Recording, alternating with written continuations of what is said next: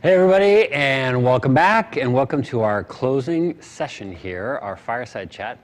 I've been told that my joke earlier today about actually building a fire on the set was not necessarily appropriate, so no fire. We're just going to have a little figurative fireside chat with our esteemed panel, who I'm going to introduce here in just a second. Before I do, though, I did want to, and thanks to everybody who's been engaged throughout the day. It's been just a great day, great content, just a lot of great interaction. There was a question actually in the chat earlier today about AI and why is Echo 360 talking about AI?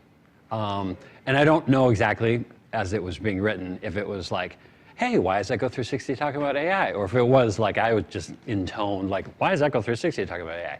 And the reason that we're talking about AI is, as Catherine Stewart said earlier today, you know, even though right now we don't have necessarily AI, generative AI built into any of the ecosystem solutions, you know, we feel like through our formula for inspired learning, equity, evidence, and engagement, and being mindful of not really what we want to do, but what you need to be done, okay? Our instructors, our trainers all over the world who are looking to elevate the learning experience, both for instructors and learners. When everybody's talking about generative AI, we need to be talking about it as well. And even though we don't have necessarily a solution to promote today, we think it's very important that we are in part of the conversation with you so that we can be creating things that are actually of use to you. So that's a little bit of the answer to the question of why is Echo 360 talking about generative AI? So let's get into it. So we're going to close today with a very exciting and stimulating panel discussion here with a group of really some great thought leaders representing a variety of different sectors out there in the academic, in the business, in the educational kind of world in a lot of different ways. And so I'm just going to get right into it here and introduce our esteemed panel. First up, we have Joe Pine. Is an acclaimed, internationally acclaimed author, I should say, a speaker, management advisor. A lot of you met him a year ago at EchoExperience 22. And we got him back this year for EchoExperience 23. He's the co-founder of Strategic Horizons, LLP, a thinking studio dedicated to helping businesses conceive and design new ways of adding value to their economic offerings. All right, welcome to Joe.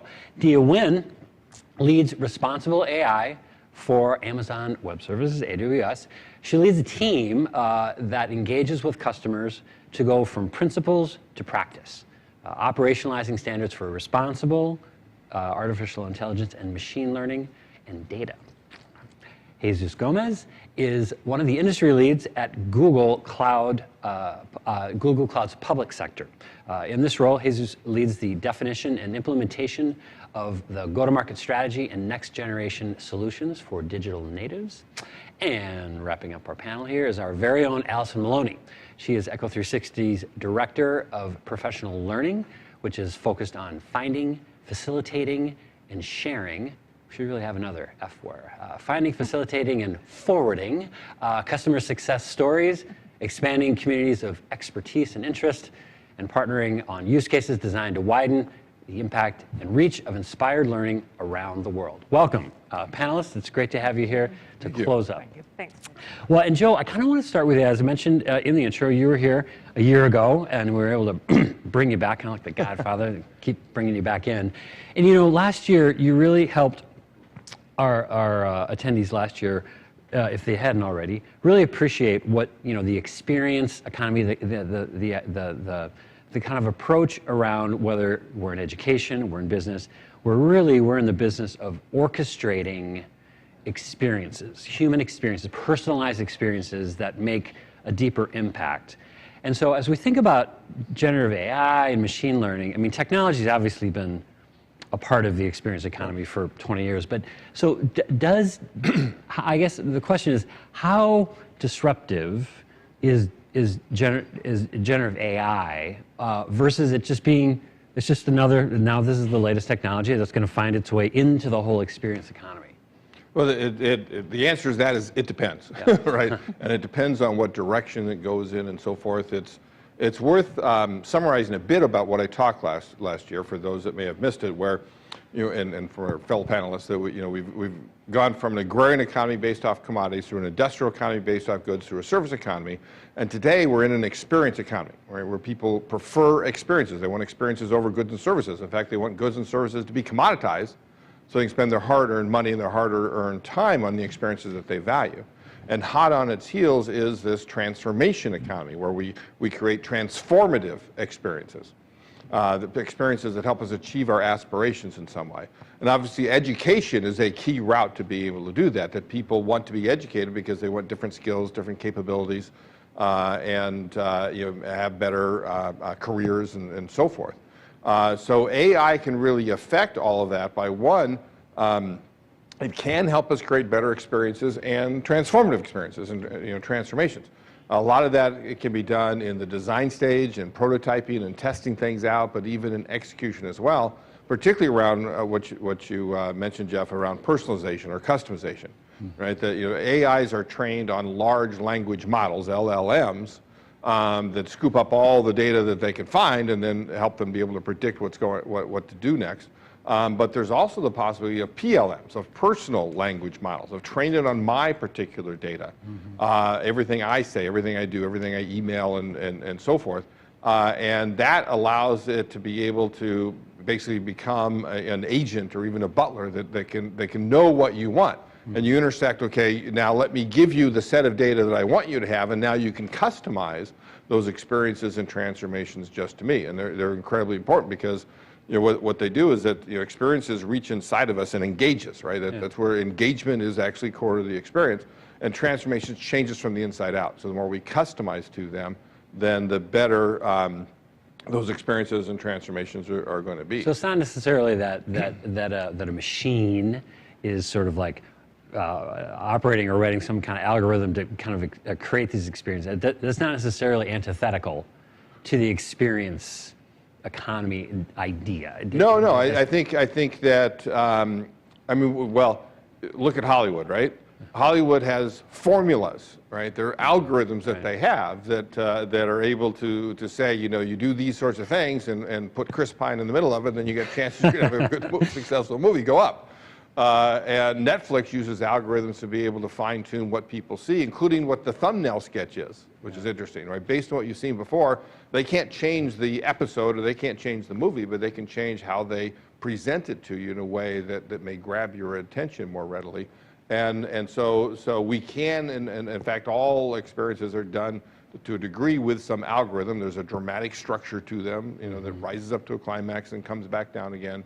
But there are fine tunings that I think that AI really will be able to help with. And again, help us so if we have something that we want, we imagine something, AI can start to put words around it. They can start to put images to it, even video to it. We already see videos that are entirely being created by AI out there in the marketplace. Yeah. So Jesus, there's so much, as Joe's illustrating, so much out there, personalized across sector. You bring us back a little bit to ed tech. Because you work across a variety of areas at Google, but one of the areas is in helping education partners kind of embrace and just kind of understand what to do with this. What kind of receptivity are you seeing within the education sector to this whole promise?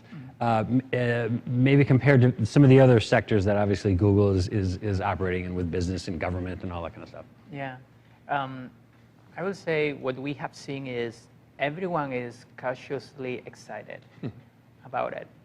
And this week I was in California, somebody was asking me, do you think this generative AI is actually going to work out, or is it going to be like blockchain that everyone talks about? Right. Oh, it's not blockchain. Right.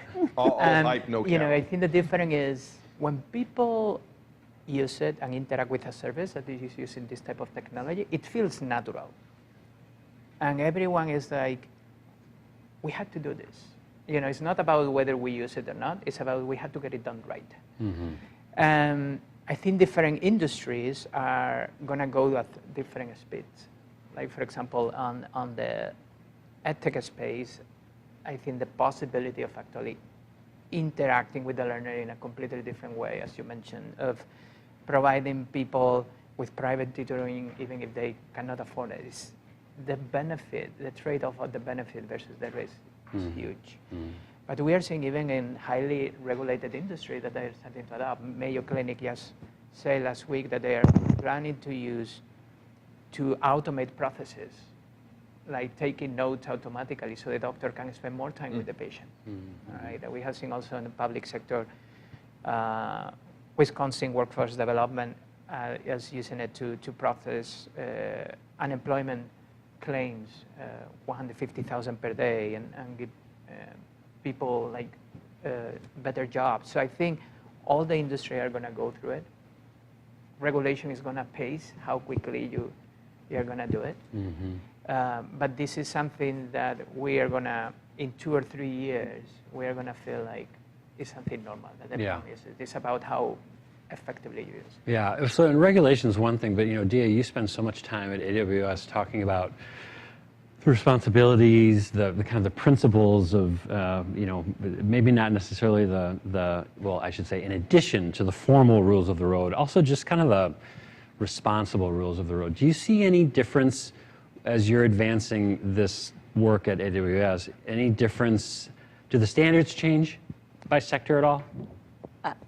By and large, no. So I think that there are some differences that are going to be industry specific. So for instance, in employment, there is a certain regulation that is going to specify a certain degree of requirement around how informed an individual is about automated decision-making driving the decision for their employment. But that really is talking about transparency. And so overall, transparency as a core sort of tenet or standard is something that everybody's talking about. The same is true about privacy and ensuring that data is private and that we at some level have a degree of ownership or right in terms of how our data is being used. Well, that question around privacy is something that is true across industry, right? How do we maintain the privacy of the individual? How do we ensure consent? So security, and I can go through sort of the other sort of core principles or core tenets, if you will, they're all the same. And so irrespective of the industry, you're going to find that the standards that are evolving in some ways are still reflecting some of those core principles. Now, I will say, one of the challenges that we have is that both in the way of standards and regulation is that there are so many things that are in the hopper that are being proposed. And for the most part, they're not interoperable, right? So you'll have, I think it was 29 states that are looking at some form of regulation. You have the EU AI Act, in the EU. You have what's happening in the UK. You have Canada. You have what we're looking at in terms of our, AI Bill of Rights. In China, there is law. So every jurisdiction is also proposing requirements that are in some ways based off of those standards at different levels. And I think that is going to be a bit of the challenge that organizations will have in, attempting to comply. And that's also why, in many cases, people are broadly suggesting or advocating for some interoperability so that it's not such a hard bar for people to sort of align. I do want to make a comment, and I love what you were saying about the user experience and like the focus on experiences. I would say that AI and generative is having a huge impact. I think the problem or the issue is that people don't recognize it. And the example that you mentioned with Netflix, the recommendations, everything in many cases, or many things, right? It's already curating the content and our experience and interaction with systems, whether that is our search engines or what we're buying on Amazon or what we're consuming in our media or what we're reading.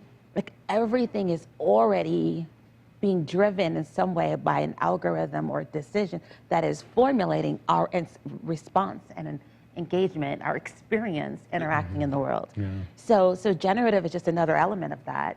that's going to give us some hyper, personalization, and sort of take some of those things to the level. But I think the degree to which we're already highly affected by AI is huge. So you're saying the ship's already sailed in terms of privacy Absolutely. and that sort of thing.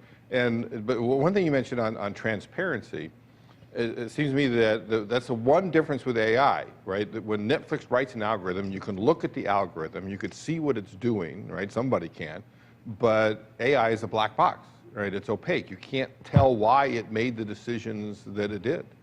Well, so you're talking about the difference between machine learning, right, in terms of a certain type of algorithm in artificial intelligence versus others, and some will be less, transparent, more opaque than others. And I think that's one of the factors that has to be considered when we're building on AI, is thinking about that. Is this, and using the sort of risk level of the application or the potential impact as a way to determine what algorithm we use, what degree of transparency we need to ensure is available, right? Well, because if it's something that's high risk, then we need to say, well, I need to make sure there are means with which I can explain the decision. And this is particularly important in cases of like education. This is true of, I was just talking about in employment in New York.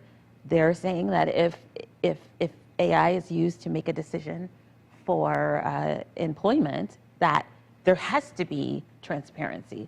So you couldn't use something that was opaque in that case, given that there is a law now that's requiring transparency, right? Yeah. And Probably so some see of that that is more and more places, some of too. that is going to force our hand in some ways, or require other innovative advancements so that we can ensure that there's. And there's a couple of organizations and some startups that are doing some creative things with now being able to get better degrees of transparency with neural networks, et cetera. And so while some things are opaque now and less clear, who knows what we'll be able to explore and understand more. I know that it's a challenge now. Well, and how much, whether you're a consumer or a student, or, how much we will 3 years from now, 5 years from now, sort of accept. Like, I think back to, I was going to date myself a little bit, but nutrition labels, okay? There was a time when it was not required for packaged goods to have nutrition labels on the side so you can see how many calories, how many, whatever. And now we don't think twice. In fact, we expect it because we want to know. We look for it, and so you can imagine potentially down the road, you're going to know just where the source of that sort of engagement is coming from. And so, speaking of engagement, Allison, you spend all of your time with Echo 360 customers, particularly in the higher ed space. What are when it comes to engagement, and as Diya is saying, this idea of transparency is not going to go away at all. In fact, it'll likely increase in terms of instructors, institutions being very transparent with their learners to identify where the engagement sort of like fodder is coming from. But what's the initial read you're getting from Echo 360 customers as it relates to AI's ability to better engage learners? Good question. We are seeing, I think, what everybody is seeing, and I really liked your point, Diya, about a lot of this kind of AI has been around for a long time, and we've gotten so used to it. So, I think our educators have always been really pleased and excited. They use learning management systems that have, AI built into them, and that's helping them to engage students. They've got, a lot of data around analytics and things that's helping them to drive the things that they can do. Social media, they're using social media to engage students. So I think generally our instructors are kind of excited about this opportunity to support the engagement of students. And as I was saying earlier, we're all focused on what is it that our students need and want to improve their learning these days, and less so about what is all that information I need to get into their head. Now it's more about how can we support it. But I think what's happened, particularly with ChatGPT, is that what we've started to realize is it's moving faster than we were prepared for. So instructors were happily using these pieces of AI within their universities and colleges. The administration were managing the policy around it. Nobody really had to worry, because if it's in the LMS, then we know it's safe, we know we can use it, students can get excited, let's go. And ChatGPT hit, and all of a sudden everyone's gone, oh, what are we going to do? Yeah. You know, I know, for example, in Australia, as soon as it hit, I got so many emails about, we're having a meeting at the University of X. We're all getting together. We need to figure out what our policy is. And also what it's exposing, and every new thing does this, but that continuum we have of instructors from those that are early adopters and have got all excited, and they will give you 10 reasons like that about why you should use ChatGPT and how you could use it and how it's going to engage the students. Yeah. And then you've got another instructor who's going, I'm really worried about plagiarism. What are we going to do? They're all going to cheat. I'm not using it. I'm not having it in my classroom. Yeah. Yeah. So I think we're going through, as we do in many occasions in education, we are going through a change process. And so people are feeling really uncomfortable. So Yeah. to answer your question, yes, I think there's a lot of excitement about how we can use it to engage students. But we've got to be prepared that there's some uncomfortable feelings. There's some unrest about what that's going to mean. Yeah. And we'll get through that. And to your point, Jesus, you give us a couple of years, we'll go, oh, yeah, we've been doing that forever. Yeah, yeah. Well, and Joe, you know, as you write and speak and continue to evolve, like you said, from the experience economy to the transformation economy, I mean, and this isn't meant to put words in your mouth, but isn't value going to be one of the arbiters of whether of how accepted, how adopted, you know, whether you're an instructor or a corporate trainer? I mean, won't it just come down to like, okay, if AI can help Right. actually deliver something of value to me, not just a novelty, not just a although a game maybe Well, there's is some a value in but novelty. there's some value in novelty. But is value one of the kind of a common like measuring stick that we're going to put AI up against? In my mind, it's the most important measuring stick, right? Yeah. Does it create, I mean, our corporations are going to use it if it creates economic value for them. And absolutely does. And that's why people are so excited about it. The cautious optimism was, Jesus, the term you used, you know, that, but others are very fearful of it, particularly if you think about it's going to automate their jobs and get rid of people and so forth. But it's whether it creates value for the company is then determined by whether it creates value for the customers, right? If you can see that value, then it makes sense to do. But there isn't any technology in the world that isn't so good that it doesn't have deleterious effects, right? That it doesn't have negative consequences to it. And so we do have to keep those in mind as well. The possibility of cheating on tests and so forth. Even if a professor says, I'm not having a classroom, well, is all the work being done in the classroom, right? And so, so that's going to happen. And other issues, you know, like the opaqueness or lack of transparency, the privacy and so forth. But one of the key ones, obviously, that people are feared of is they're going to automate jobs out of existence. They're going to take away from what they would. And the answer with virtually any technology of widespread use, the answer is yes. It's going to take over some of what people are doing. This one has the possibility of doing it a lot more than others, but at the same time, it's going to create new jobs as well. Right. And even those where people execs see value in automating, there's a lot of others that will recognize the possibility for augmenting. You know, there's a classic dichotomy with all technologies: is does it automate or does it augment? Does it get rid of people basically, or does it help people do their jobs better, right? Enhance their skills and abilities and knowledge. And I think generative AI has a huge potential for doing that if you look at it properly. Yeah. Right? If you particularly around things that actually the educators are good at, you know, about writing, it can generate words about videos and images and presentations and so forth, right? Yeah. If you can imagine it, then generative AI is going to be able to give you a way of getting it across. And Yeah. I think that's where a lot of the value will come for you know, educators in particular, but a lot of professionals, if the companies allow them to be able to do that. Yeah. I love what you said, right, in terms of like understanding this duality, right? That always exists with all technology. And I remember having this conversation. I think this is where sort of guardrails come in. Some of the folks that are in seats and have a responsibility for thinking about like what are the implications of this and helping others to think about this. So someone said to me, well, you know, it should replace, we're in a room with a number of CEOs and other tech companies, and they're talking about like it should replace teachers. And I was like, absolutely not, right? Like there's no way. And I think that while there, Right. if we said that there is the potential and it's smart enough to do everything that a teacher does, there are still some things that we should not allow, right? Because there are some benefits of the interpersonal sort of human interaction that we get and the things that we learn from teachers that we need to preserve. And so as we think about the ways in which we employ technology, we also need to think about the wider implications, right? Beyond just this tool is good. And so I do think that in a lot of cases, we need to be thinking about the augmented workforce, how we work together best with technology to optimize the experience, to optimize the value, to have greater benefit. And one of the ways, there's a company that's doing this in terms of like with folks that are autistic, right? And being able to provide much more learning engagement, customized or tailored for a child that has autism, and being able to make the adjustment. Because sometimes teachers, in many cases, our teachers are all proficient in some of the sort of neurodiverse challenges that they might encounter. So imagine being able to give a much more customized and personalized experience for that student when you have a number of other students in the class, and what that means for their ability to be able to learn and engage, right? But it's the teacher being able to employ the resources and leverage that to benefit the student, not eliminating or removing them. So I do think that we need to be thinking, now again, some tasks make sense, right? To automate the optimizations for operational efficiency so that we can do the differentiated work, right? The work that you're suited for, right? But, and as you say, sorry, but that whole piece too about let's not get rid of the teacher. And we know that this has generated a lot of fear, and it has for a long time. Oh, stay away from my job.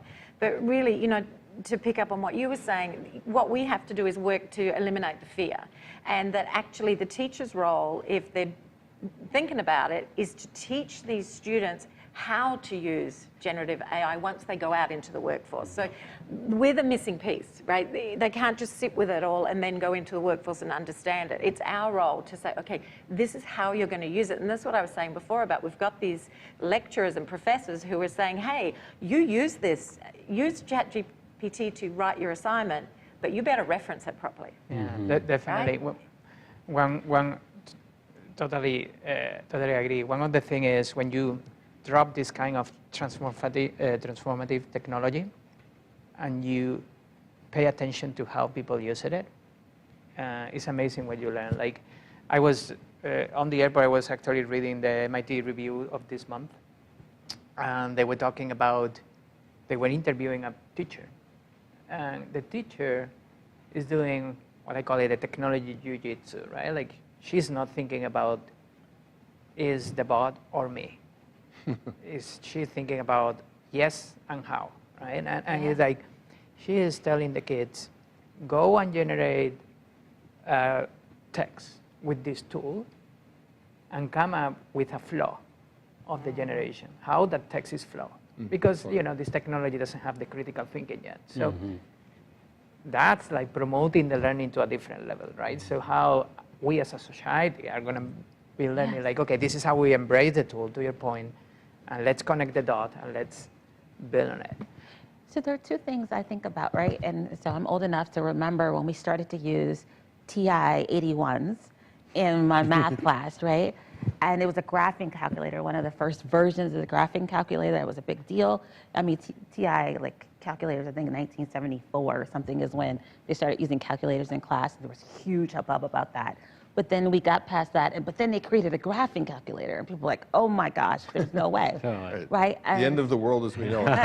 And I went to a class, and it was a math class, and they figured out how to use it, and we actually were using it in concert with our lessons, right? And so I think that, to your point, like how do we think about this as a tool? The same thing with, I used to have Encyclopedia Britannicas in the house, and so you would get an assignment, and you had to go to the encyclopedia. And you couldn't copy all the text of the encyclopedia for your assignment when you were writing a paper. Like, there's no way that you could do that, right? And so the same thing is true. You can't copy the text directly from the internet if you search, or directly from ChatGPT. So like shifting our thinking, right? Because all of those were periods in time where we had technology in some ways introduced, right? Rudimentary technology introduced to our learning that we had to adapt to. I do think that we need to pay attention, however, to teachers, right? Because teachers are being taught a certain way, and they understand the modalities in terms of how to teach and what students need, and but they're not getting taught technology, which is why I keep saying that this is a multidisciplinary challenge now that we need to, because now they need to be taught differently as well to be prepared to be able to help our students. Yeah. And so there's a whole sort of shift or culture change that is necessary, even in how we're equipping educators so they can deal with the technology. And some of that has to be the responsibility of all of those like tech companies and others that are, and educational institutions, all like, how do we do that in a smart way so that we can be better prepared and prepare the next generation? Well, and you mentioned earlier about AI's ability to create a sense of equity, and you talk a lot about inclusion. How much, when we talk about essentially teaching our teachers how to teach differently using the technology, how much are you getting back from educators around those benefits, around the power of it? So yeah, we'll get over the plagiarism thing. Okay, that's fine. Let's move on, and really get to a place where our educators can recognize that, okay, this could actually help create a more level playing field. So unfortunately, and I don't sit in a seat where I get to see a ton of educators, but right now, at least from the experience that I've seen, and I've been more on the side with edu-tech companies that are much more embracing of it. But educators, from what I'm seeing so far, haven't gotten there yet, right? Because they're still trying to figure it out themselves, and figure out how they might use it. And then you have, like my mom, I told you all, come from a family of educators. My mom was a teacher. I remember when we shifted from like using the Brother word processor in our home to like the computer, and how disastrous that was when they started telling them to like do their lesson plans online. Yeah. I mean, so for some teachers, this is massive, right? Like in terms of some of the shift that they need. And so I think that there's still some work that we need to do to be able to support them. So I'm not seeing a lot yet where they, but I think there is great opportunity, as we were just talking about it in terms of the neurodiverse, right? Being able to, that's a equitable sort of opportunity, right? To be able to give nuanced or customized content and learning to others. Being able to have content more available online is going to increase its reach. We already know that, right? We still have an issue with the digital divide in regions that don't, so we've got to address that. But we're reaching more than we ever have with education. So we have to think about that and the ways in which we use some of our advertising to be able to connect with those. All of that can shift the conversation, but we have to be careful with that too, because we've seen, periods where educational institutions have, particularly online ones, haven't been as responsible in terms of their engagement, engaging certain communities, right? And sort of targeting them. Well, and perhaps, and Jesus, I know Google is all over, helping people, well, just dimensionalizing AI in a variety of different even formats. I think we're currently still a little bit in, even some of the examples that we're using here, is in this text mode. You type in things and it can, give you a haiku poem for your wife for your anniversary or something like that. But Google is looking at a wide range of media, if you will, whether it's video or photo. How do you think? How does Google think that just by nature of just sort of infusing more of our communication tools with AI, will that help us almost, again, get back to, it'll become more accessible to everybody, because not everybody learns the same way. Not everybody teaches the same way. Not everybody just gets through their day the same way. Talk a little bit about all the different media, if you will, that Google is looking at with AI. Yeah, I was mentioning before how important accessibility is for us. Many people say like, hey, why, if you created this generative AI technology, why you weren't the first one launching it, right? And you say, many times you don't have to be the first one. You have to be the one that get it right? Like, we were not the first one creating a search engine. We were not the first one creating a navigation engine, but we were it right. It worked out okay for you. Yeah, so this is similar, like, okay, can we deliver something that facilitates accessibility? Like, for example, people talk about ChatGPT, you can only interact with them via text. There is 500 million learners with visual impairment. Yeah, right. Our tool, you can use audio. And we're multimodal. And everything is like the same way that in Chromebook, we were the first one providing a free screen reader. It's like, okay, we can launch it, but are we thinking about everyone? Are we being inclusive? And I think this is something that we will learn. This is why when we are seeing how people adopt technology, we're learning from that. Like, oh my God, people are using differently than we thought. We had to go back and reinvent and do something else. Yeah. So in our case, I think we have a global responsibility, everyone, as a user, as a platform provider, to make sure that this helps as many people as possible. Do you think, Allison, again, you spend so much time with educators around the world. Do you think having more of these sort of like little data points, if you will, or examples of how AI is showing up, will that help diffuse maybe some of the cynicism or hesitation out there? Oh, without a, excuse me, without a doubt. As we know, the more we're exposed to something, the more comfortable we get with it, the more we can use it, and the more examples. And I think, we were talking before about the equity. You were saying, Diya, you were talking about students, who have maybe do not have neurotypical, processes, and they maybe need some help. And so AI is one thing that's really supporting. And I think instructors in universities are particularly excited about that, because you have a class of 800 students. You cannot possibly cater to all of them on your own if you do not have the support. So we do have that kind of excitement, and as you say, these data points, this getting then the analytics on it, so that they can then take that, and it becomes this full circle of, okay, where are my students? What can I do to support them? How can I use the technology and the AI to actually further support them? Then let's find out where they are, and then let's go. So I think people they're really excited about all of that. There's a couple of points I want to make. One is that I think we need to think about equity in two ways. And Diya, you started to touch on that earlier. One is this equity of the way in which the tool can help all students learn. It can help to support them in the ways that they need. It can help to differentiate between different students and different needs. But the other side of equity is who gets it. Who gets access? And it was what I was talking about before, about that continuum of who we are as teachers and instructors. If I'm going, I will not accept ChatGPT in my classroom, you will handwrite your, okay, I'm exaggerating. Cursive, right? But cursive, please. No printing. Then actually that's inequitable for my students. Right. Sure. They lose out. Right? So we're actually, so there's that two sides of equity, I guess, is what I'm saying. There's the equity to bring us all so that we've all got the same opportunity to learn, but then that's what's going to happen to us once we leave our educational institution and join a company. I mean, imagine if I'd never been exposed to ChatGPT and I joined Echo, and all of a sudden everybody was using things to write different pieces, and I didn't know how to differentiate. But your other point about these data points that I think is critical is, yes, people are really excited about getting as much data as they can.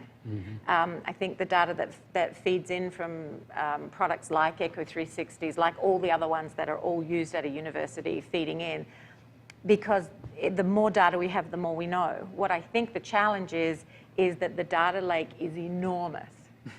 So as tech companies, we all have to help support that and think about, all right, what is it that we can provide that will help to actually provide the right information to the instructor in the easiest way, so that they are not they don't have time to spend hours, going through that data. So how do we, we've talked about the index, for example, that, we're looking at this engagement index. How can we, as Echo 360, help to take all that data that they have about their students and provide something not just to the instructor, but also to the student on how engaged they are.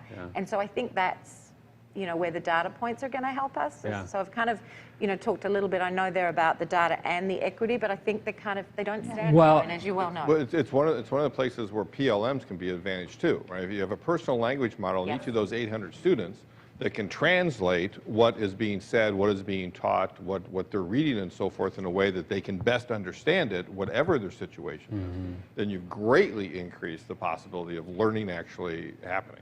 Yeah. Well, and do you talk a little bit about, I mean, because again, you're kind of in this responsible AI space, so now you're going to be the voice of all responsibility here. But I mean, with all that data, I mean, that's an enormous responsibility. Just everything that's being collected, a lot of personal data, a lot of, so the privacy concerns, all that kind of stuff. I mean, how are we, I mean, is that where the regulation just becomes like what do we do in the meantime? Like on the way towards regulation, how are we managing the risk with it, Absolutely. Well, I think it's each organization starting to adopt practices in advance of regulation where they can ensure that people are opting into the use of their data, that they're securing the data appropriately, that they're using it in the intended way that it was. So if I gave you my information for one use and it's being used in some other context, then that may not be appropriate, right? So we make sure that we put